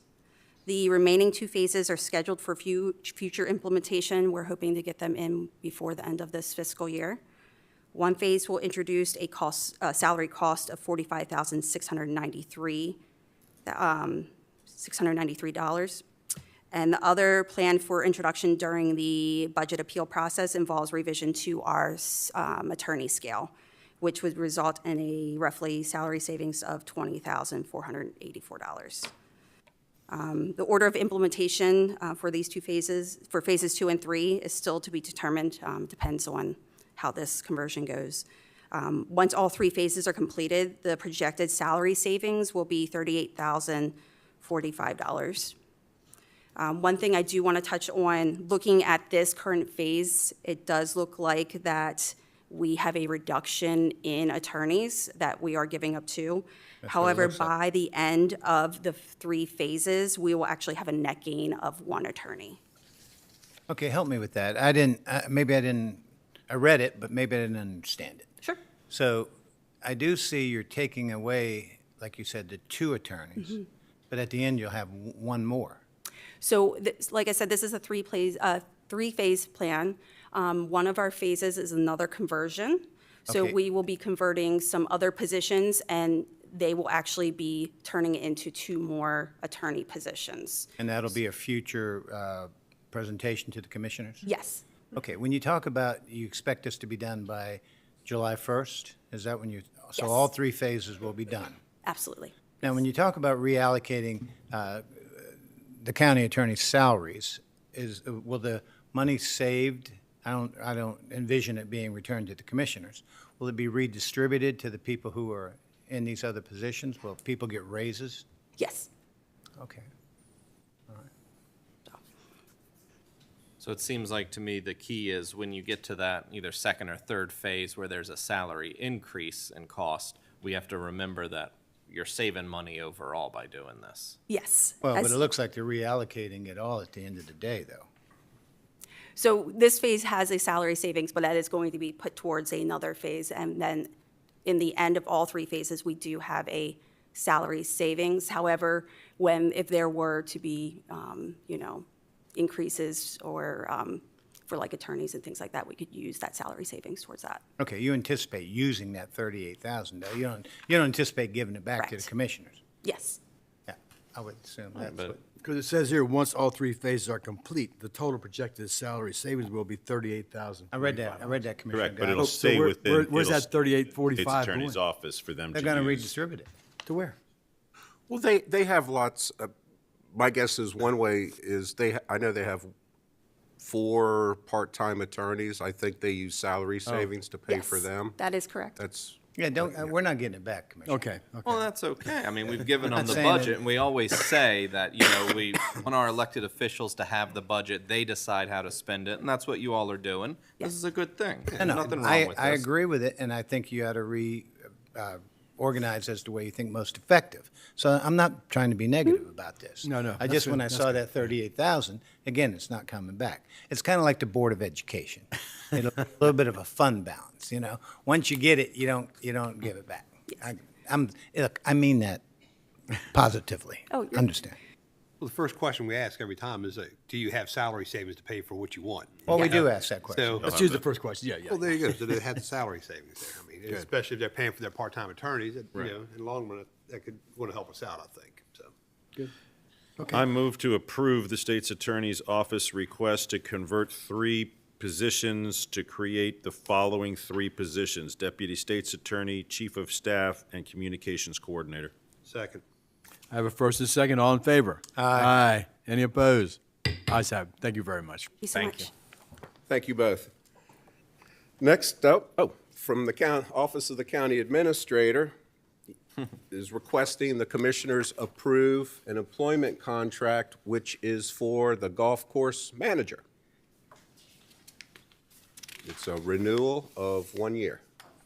Sounds good. Sounds good to me. I move to authorize the Commissioner President to sign the renewal employment contract for the golf course manager with terms and conditions as indicated. Second. I have a first and a second. Discussion. I think for the public's edification, you should know this has typically been a 2-year contract. This year, the new director of Recs and Parks requested a 1-year contract. I think it's totally reasonable. His intentions are to kind of get a look at everything that's going on, make any adjustments that he feels necessary as he gets more time to get used to his job, more time to become aware of his environment, and then after next year, maybe back to where we were, but it gives them flexibility to make changes in that department. So, I have a first and second. All in favor? Aye. Any opposed? Ayes have it. Thank you, Commissioners, and that is all for the County Administrator's agenda docket today. Hey, go right into Commissioner's time. We'll start with Commissioner Ostro first. All right. So, not super busy for at least this commissioner the last week or so. This past Saturday was great. We had family in town. We got to spend some wonderful time with my wife's parents, and we did go to the Easter egg hunt at Cornerstone Presbyterian there in Town Creek, and it is a community Easter egg hunt. We had a wonderful turnout. The kids had. It is amazing to see when you go up, and they do it in stages, right? You have the little ones go first, the 2 to 4-year-olds go first, and you have the whole lawn there is just absolutely covered with all these, the plastic Easter eggs, right? Every color you could imagine. And these kids, when they say go, these kids just mow up all those Easter eggs. It is amazing to see by the end of all the different sections how, there must have been a couple of thousand Easter eggs out there. There was not one Easter egg left anywhere. It was the best mow job I've ever seen. We could hire all those kids to come and clean property and pick up sticks and twigs. It would be great. But so that was a lot of fun to watch that and, enjoy our grandkids and some family time. Also went over to, because we had relatives in town, so we got to show them all around beautiful St. Mary's County.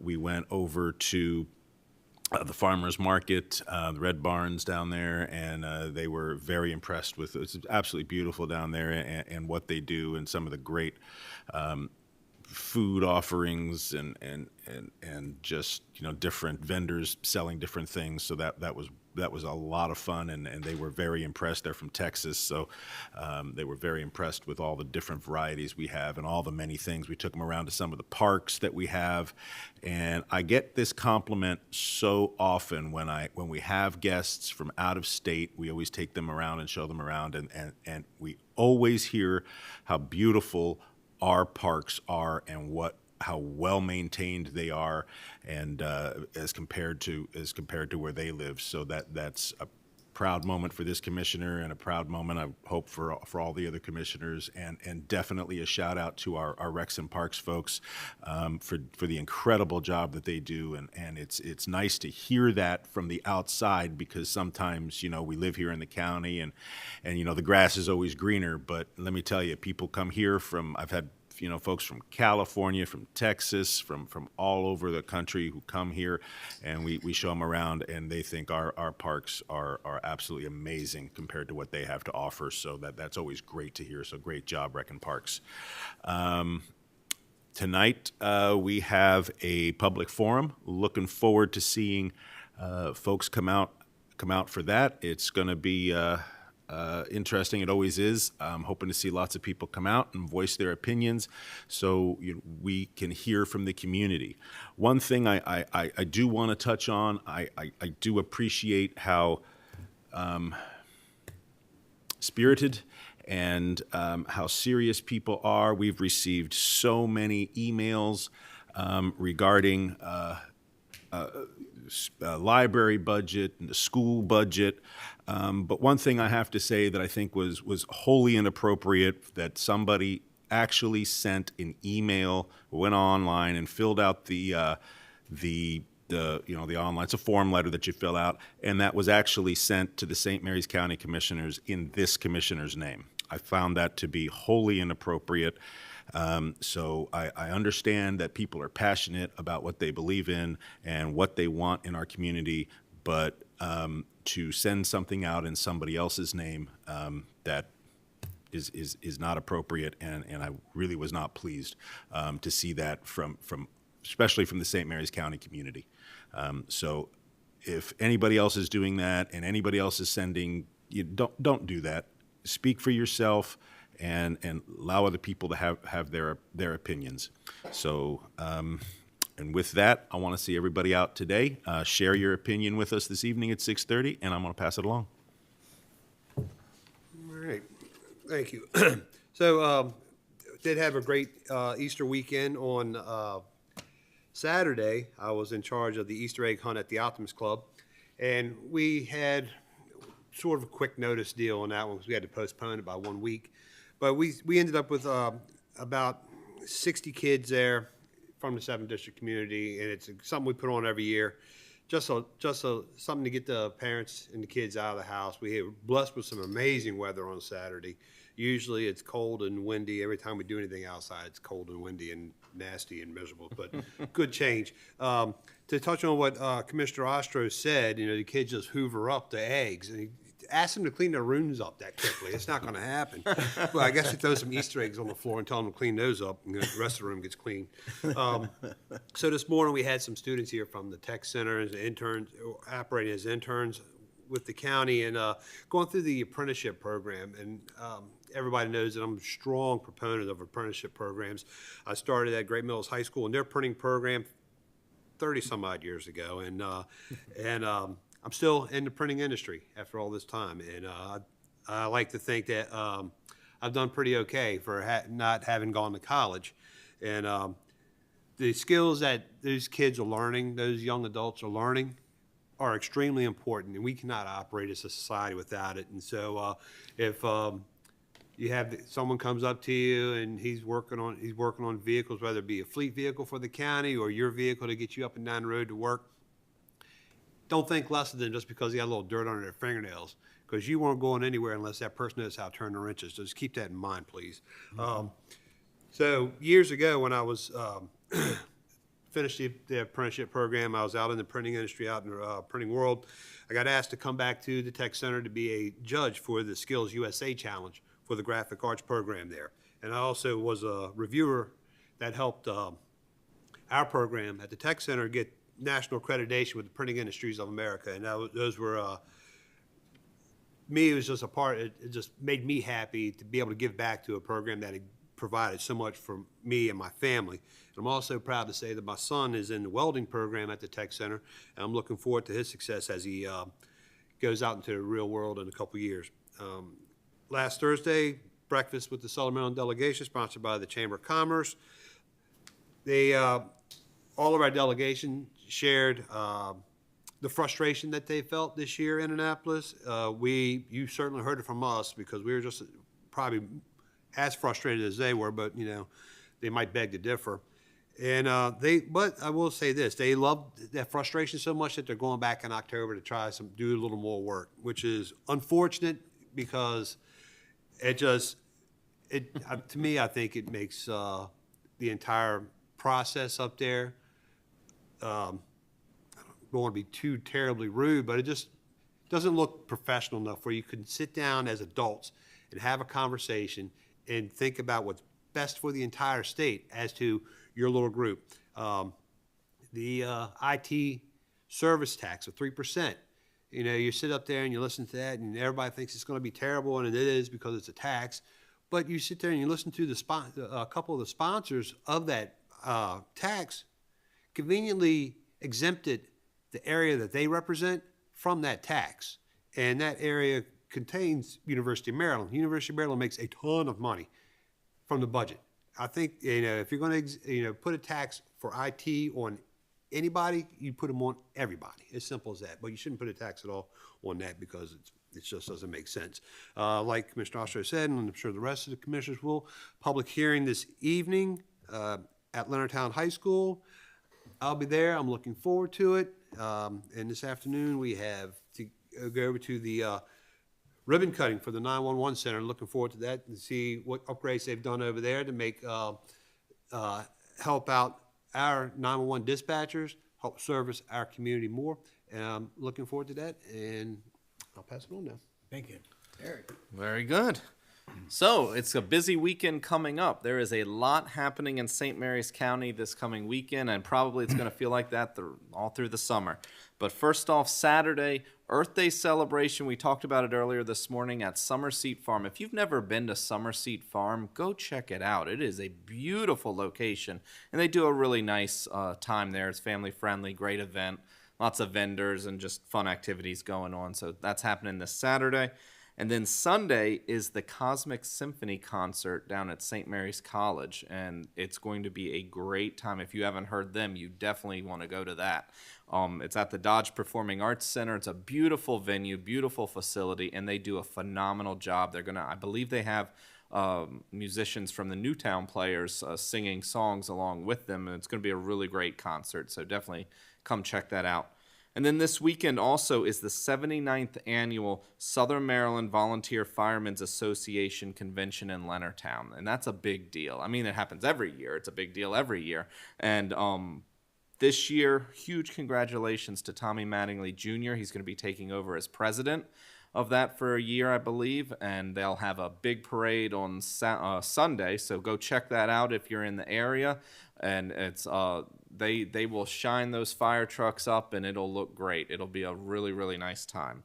And then finally, just to close with our budget public hearings tonight, it's actually a series of hearings, so you'll have the opportunity to talk to us multiple times if you would like. And we are going to be trying to live stream it, but sometimes that's a struggle when we're not in this location since it's at Leonardtown High School. Our team thinks they're confident that they can do it, and we're hopeful, but if it doesn't happen, it'll still be replayed and you'll be able to view it. But looking at the schedule, after this budget hearing that we're going to have, we know that the budget still has a lot of work to do on it. We have unallocated funds and we have unmet needs, and we're going to work to address all of those. This is probably, in my time and probably the other commissioners' time, the least finished the budget has ever been at this point in time, but we're going to get it finished. And we will have budget work sessions following this on May 6th and 13th. And one of the things that I've heard consistently from people on all sides of the political spectrum is they want to be able to provide input to us on what a final budget looks like, not on what this unfinished budget looks like. So what I would propose to the other commissioners is that we throw in another public forum somehow, another hearing on the budget after our final budget work session, maybe even just delaying our next public forum out by a week to give people an opportunity after we've had our 2 budget work sessions to provide any final comments so that we can ensure that we are having transparency and fairness, because it's all about fairness for our community. So that's something I'd like us to consider and take a look at, and I think we could make that happen so that we can ensure all voices are heard. Thank you. Thank you. Mike. Thank you, Commissioner President Guy. Well, it was a great weekend. Lord knows Sunday was a wonderful day for Easter. I'm a parishioner, or my St. John's Church is where I go to church. Been going there for years. And I'm an usher at 9 o'clock Mass. They opened a new church after it's been renovated this past 4, 5, 6 months, and it's beautiful. If you're in the area, please stop by and take a look. Now, it's also another big shock to find out that the Pope had passed. You know, we just saw him giving his Easter blessings, and it was really a tragic loss. He was a great man, the people's Pope. Lord knows in the Catholic faith it's a big deal, but they'll get another one. They'll pick a new one. Also wanted to say I stopped by the YMCA site yesterday on Great Mills Road, and they were pouring concrete. I saw a concrete truck pull in there. I said, I'm going to pull in behind it, see what they're doing. Anyway, the pad's all done. They've got it all ready now to build the building. It's coming along very well. I talked to the superintendent of that job, and he says it looks like late spring, maybe early summer of '26, and it'll be open, but he said everything's on track, so that's good news. Budget hearing tonight. It will be a lengthy process because we have many proposals we'll be going over. Now, one thing that's changed this year, or maybe we didn't do it last year and I don't remember, there's always been an opportunity for people to speak to the constant yield. But what happened just last year, the year before, the legislature passed something that said we did not have to advertise the constant yield rate in the paper anymore. So that did away with the need for a public hearing on it. But people have asked, well, look, will I get an opportunity to talk about how I'd like to keep, my taxes lower? I want the opportunity to do that. And I don't think, well, put it this way, there won't be a special time to do that. You will do it along with everybody else, and you have to sign up for it. Now, the key is, we do want to hear from everybody. Everybody has an opportunity. Now, we know there are a lot of people who will show up and they'll have their what they're passionate about and what they want funded, and we want to listen to everybody. But I hope people will be respectful if they're talking about the same topic over and over and over again, that they'll give people who want to talk about a different topic an opportunity. But this is not a way to restrict anybody. We want to hear from everybody. Last year, people told me they got up and left because they sat there for 2 hours or going on 3 hours, and they just felt there wasn't an opportunity to speak. But this is a public hearing. I'm not opposed to Commissioner Colvin's idea that if we have people who feel like they didn't get an opportunity to speak, then maybe we can give them another opportunity before we actually do the budget, the work sessions in May on the 6th and the 13th. Finally, what about those Washington Capitals? Now, I know my good friend Michael Reed is a Montreal Canadian fan, and my mother was a Montreal Canadian fan because she was a French Canadian. And it was a great game, exciting, went down to overtime, and Alexander Ovechkin scored the overtime goal that won that game. Well, may the best team win. Thank you. That was a good game, yes. Well, I had a great Easter myself. We, of course, went down to North Carolina to visit my son and his family and, of course, our grandkids. And I'm proud to say that the oldest one, Tyler, has been accepted into a special high school where they also, by the end of his graduation, he has 2 years of college under his belt. The boy is a straight A student, doing very well in school, so I'm very proud of him. And Theo, who's the one we've been talking about for a long time, got his first foot in the ocean Sunday. As a matter of fact, he was so shocked by the water hitting his foot, he fell over backwards, threw both feet up in the air, and his poor dad couldn't catch him in time, so he got soaking wet. But as he was pulling him out of the water, he just sat there and laughed. Awesome. So he really, it was a great time.